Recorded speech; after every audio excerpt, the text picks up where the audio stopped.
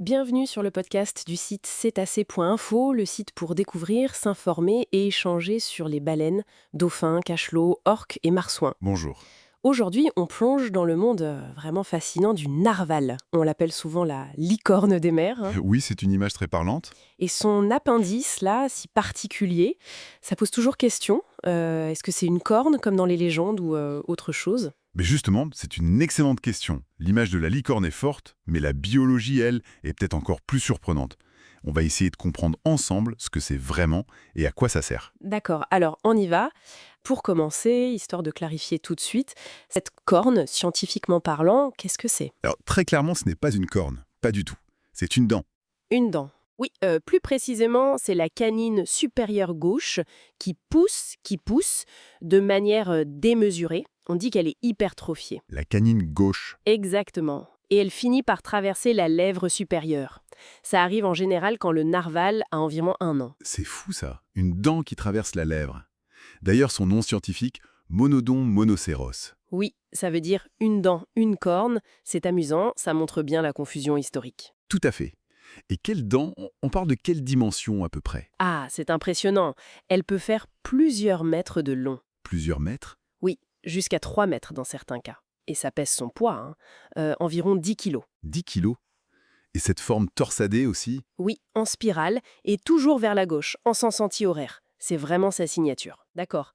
Mais j'ai lu quelque chose d'encore plus étonnant sur sa structure interne. Apparemment, c'est l'inverse de nos dents. C'est tout à fait ça. C'est assez unique. L'émail, qui nous protège les dents à l'extérieur, Oui. chez le narval, il est plutôt à l'intérieur. Du coup, la dentine et la pulpe, qui sont pleines de nerfs et de vaisseaux sanguins, sont plus exposées, plus proches de l'eau. Ah oui, d'accord. Et ça a quelles conséquences? Ça lui donne une flexibilité incroyable. Comme il n'y a pas cette couche d'émail rigide à l'extérieur, une défense de, disons, 2,40 m, elle peut plier jusqu'à 30 cm sans casser. 30 centimètres de flexion. C'est énorme pour une structure si longue. Et est-ce qu'ils l'ont tous, cette défense? Tous les narvals? Chez les mâles adultes, c'est la quasi-totalité, oui. C'est beaucoup plus rare chez les femelles. Ah, d'accord. On estime qu'environ 15% des femelles en développent une, mais elle est souvent plus petite. Et alors, très très rarement, un mâle peut en avoir 2. 2. Oui, mais c'est exceptionnel, genre 1 cas sur 500 peut-être. Et elles poussent toute leur vie, même si ça ralentit un peu après la maturité sexuelle. Bon, alors on a cette dent géante, flexible, torsadée. Pendant longtemps, on a cru que c'était pour les combats entre mâles, non? Un peu comme les bois des cerfs. Oui, c'était l'hypothèse classique. Mais en fait, les preuves de combat sont assez minces.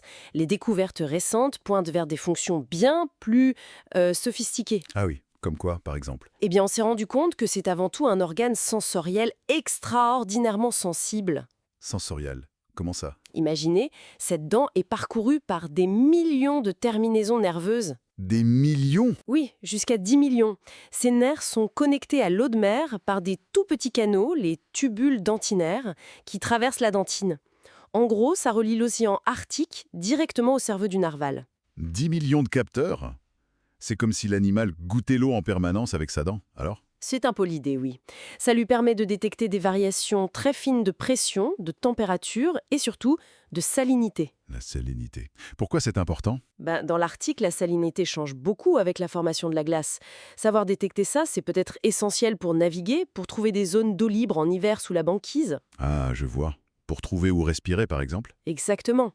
Ou même pour repérer des concentrations de proies qui peuvent être liées à ces variations de salinité.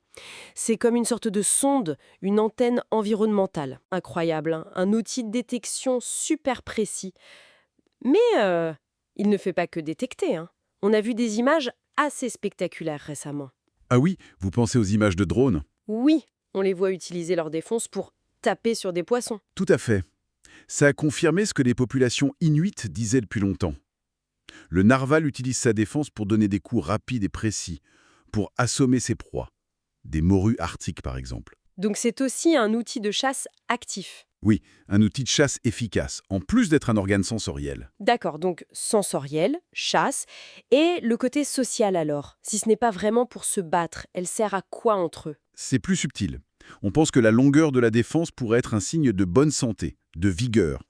Un peu comme la crinière du lion ou la queue du paon. Un indicateur pour la reproduction? Voilà, possiblement un critère de sélection sexuelle. Un mâle avec une longue défense serait peut-être perçu comme un meilleur partenaire.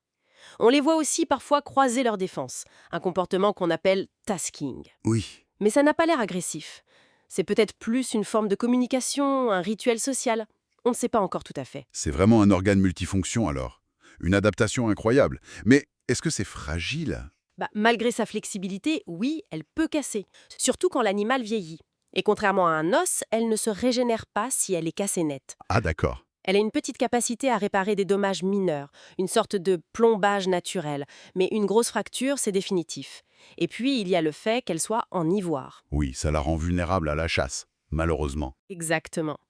Ça ajoute une pression sur une espèce qui est déjà très liée à un environnement arctique qui change vite. Donc, pour résumer, si on vient à notre question de départ, cette corne, qui n'en est pas une, c'est en fait une dent extraordinaire. Tout à fait. Elle est organe sensoriel, outil de chasse, peut-être un symbole social. C'est vraiment une adaptation clé à la vie dans le Grand Nord. C'est une excellente synthèse. Ça montre bien comment l'évolution peut créer des outils incroyablement complexes et polyvalents pour répondre à des environnements très spécifiques. Et ça laisse une question en suspens, peut-être pour conclure. On a beaucoup appris, mais qu'est-ce qui nous manque encore pour comprendre vraiment comment cet organe unique influence leur vie sociale au quotidien? Et surtout, Oui, comment ça va affecter leur capacité à s'adapter aux changements rapides qui touchent l'Arctique aujourd'hui? c'est exactement ça. C'est la grande question pour l'avenir de cette espèce. Comprendre comment cette adaptation si particulière va interagir avec un environnement en plein bouleversement, c'est sans doute la clé.